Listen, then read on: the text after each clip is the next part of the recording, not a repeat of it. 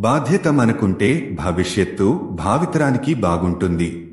భారతీయ నాగరిక్ సురక్షా సంహిత BNSS 2023 chapter 19 session court ముందు విచారణ సెక్షన్లు 241 నుంచి 249 వరకు. భారతీయ నాగరిక్ సురక్షా సంహిత BNSS 2023 యొక్క 19వ అధ్యాయం సెషన్ కోర్టు ముందు విచారణలను నిర్వహించడానికి వివరణాత్మక ఫ్రేమ్వర్క్ ను అందిస్తుంది. సెక్షన్ 241 నుండి 249 వరకు న్యాయ విచారణలు న్యాయంగా, సమర్థవంతంగా మరియు సహజ న్యాయ సూత్రాలకు అనుగుణంగా నిర్వహించబడుతున్నాయని నిర్ధారించడానికి విధానాలను వివరిస్తాయి. ఈ అధ్యాయం నేరన్యాయ వ్యవస్థ యొక్క సమగ్రతను కాపాడుకోవడంలో కీలకమైనది. ప్రాసిక్యూషన్ మరియు డిఫెన్స్ రెండూ తమ కేసులను సమర్పించడానికి న్యాయమైన అవకాశాన్ని కలిగి ఉన్నాయని నిర్ధారిస్తుంది. సెక్షన్ 241 విచారణ ప్రారంభం. సెక్షన్ 241 ఒక కేసును మేజిస్ట్రేట్ సెషన్ కోర్టుకు ఒకసారి సమర్పించిన తర్వాత కోర్టు విచారణకు తేదీని నిర్ణయించి నిందితులు మరియు సాక్షుల హాజరును నిర్ధారించడానికి అవసరమైన ప్రక్రియలను జారీ చేస్తుంది. కీ పాయింట్లు: విచారణ తేదీ కోర్టు విచారణ కోసం నిర్దిష్ట తేదీని నిర్దేశిస్తుంది. సమన్లు మరియు వారెంట్లు నిందితులు మరియు సాక్షుల ఉనికిని నిర్ధారించడానికి కోర్టు సమన్లు లేదా వారెంట్లు జారీ చేస్తుంది. ఈ విభాగం ట్రయల్ ప్రాసెస్ ఒక క్రమపద్ధతిలో ప్రారంభమవుతుందని నిర్ధారిస్తుంది. అవసరమైన అన్ని పక్షాలు సక్రమంగా తెలియజేయబడి హాజరు కావాలి. సెక్షన్ 242 ప్రాసిక్యూషన్ కోసం ప్రారంభ కేసు. సెక్షన్ 242 ప్రకారం నిందితులపై అభియోగాలను వివరించడం ద్వారా మరియు వారు సమర్పించాలనుకుంటున్న సాక్ష్యాలను వివరించడం ద్వారా ప్రాసిక్యూటర్ కేసును తెరవవలసుంటుంది. కీ పాయింట్లు: ఓపెనింగ్ స్టేట్మెంట్ ప్రాసిక్యూటర్ అభియోగాలు మరియు కీలక సాక్ష్యాలతో సహా కేసు యొక్క స్థూల దృష్టిని ఇస్తాడు. స్పష్టత: ఈ ప్రకటన విచారణకు వేదికను నిర్దేశిస్తుంది. ప్రాసిక్యూషన్ కేసును కోర్టు మరియు డిఫెన్స్ అర్థం చేసుకోవడానికి సహాయపడుతుంది. ఈ విభాగం విచారణ ప్రాసిక్యూషన్ కేసుపై స్పష్టమైన అవగాహనతో ప్రారంభమవుతుందని నిర్ధారిస్తుంది.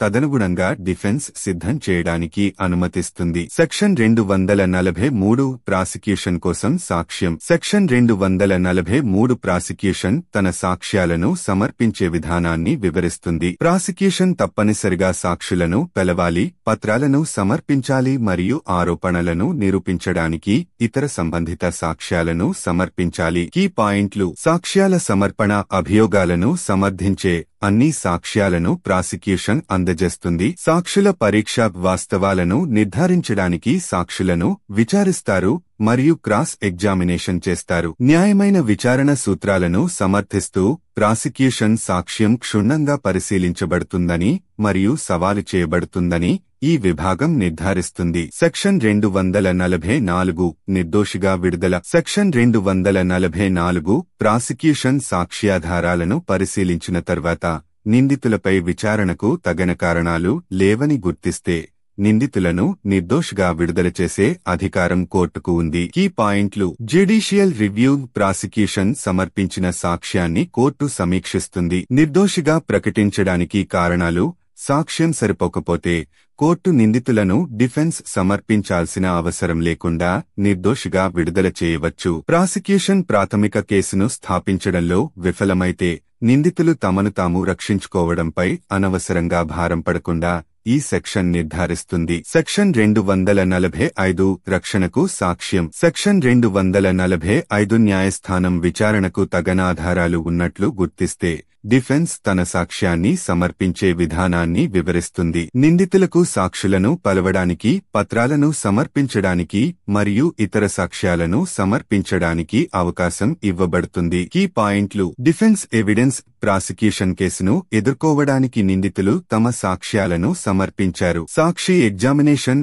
డిఫెన్స్ సాక్షులను విచారిస్తారు మరియు క్రాస్ ఎగ్జామినేషన్ చేస్తారు. ఈ సెక్షన్ నిందితులకు తమ డిఫెన్స్ ను సమర్పించడానికి మరియు ప్రాసిక్యూషన్ సాక్ష్యాన్ని సవాలు చేయడానికి న్యాయమైన అవకాశముందని నిర్ధారిస్తుంది. సెక్షన్ 246 వాదన. సెక్షన్ 246 ప్రాసిక్యూషన్ మరియు డిఫెన్స్ రెండింటి ద్వారా తుది వాదనలను అందిస్తుంది. అన్ని సాక్ష్యాలను సమర్పించిన తర్వాత ఇరుపక్షాలు తమ కేసులను సంగ్రహించి కీలక అంశాలను హైలైట్ చేస్తాయి. కీ పాయింట్లు: ప్రాసిక్యూషన్ మరియు డిఫెన్స్ ఇరుపక్షాలు తమ ముగింపు వాదనలను సమర్పించాయి. సాక్ష్యం యొక్క సారాంశం ప్రతిపక్షం వారి కేసుకు మద్దతు ఇచ్చే సాక్ష్యాలను హైలైట్ చేస్తుంది. తీర్పు వచ్చే ముందు ఇరుపక్షాల వాదనలపై కోర్టుకు సమగ్ర అవగాహన ఉండేలా ఈ సెక్షన్ నిర్ధారిస్తుంది. సెక్షన్ 247 తీర్పు. సెక్షన్ 247 ప్రకారం వాదనలు విన్న తర్వాత కోర్టు తన తీర్పును వెలువరించాలి. తీర్పు తప్పనిసరిగా వ్రాతపూర్వకంగా ఉండాలి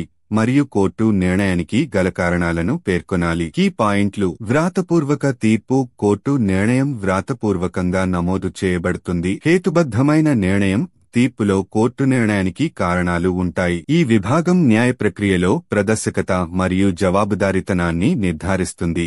న్యాయస్థానం యొక్క తార్కికం యొక్క స్పష్టమైన రికార్డును అందిస్తుంది. సెక్షన్ 248 నిర్దోషి లేదా నేరారోపణ ఆర్డర్. సెక్షన్ 248 ప్రకారం కోర్టు సమర్పించిన సాక్ష్యాలు మరియు వాదనల ఆధారంగా నిందితులను నిర్దోషిగా ప్రకటించడం లేదా దోషిగా నిర్ధారించడం అవసరం. నిందితుడు దోషిగా తేలితే శిక్ష విధించే ముందు కోర్టు తగిన శిక్షపై వాదనలు వినాలి. కీ పాయింట్లు: నిర్దోషి లేదా నేరారోపణ.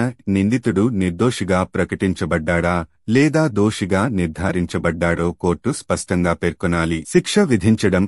నేరం రుజువైతే శిక్షను నిర్ణయించే ముందు కోర్టు తీర్పు వాదనలను వింటుంది. ఈ విభాగం నిర్ధారిస్తుంది కోర్టు నిర్ణయం స్పష్టంగా ఉందని మరియు శిక్షా ప్రక్రియ న్యాయమైనదని మరియు న్యాయంగా ఉందని. సెక్షన్ 249 సెక్షన్ 199(2) కింద స్థాపించబడిన కేసులలో ప్రక్రియ. సెక్షన్ 249 మేజిస్ట్రేట్కు చేసిన ఫిర్యాదుపై కేసుల ప్రక్రియను వివరిస్తుంది మరియు తరువాత సెషన్ కోర్టుకు కట్టుబడి ఉంటుంది. కీ పాయింట్లు: నిర్దిష్ట ప్రక్రియ అటువంటి కేసులను నిర్వహించడానికి వివరణాత్మక దశలను అందిస్తుంది. సరసమైన విచారణకు భరోసా.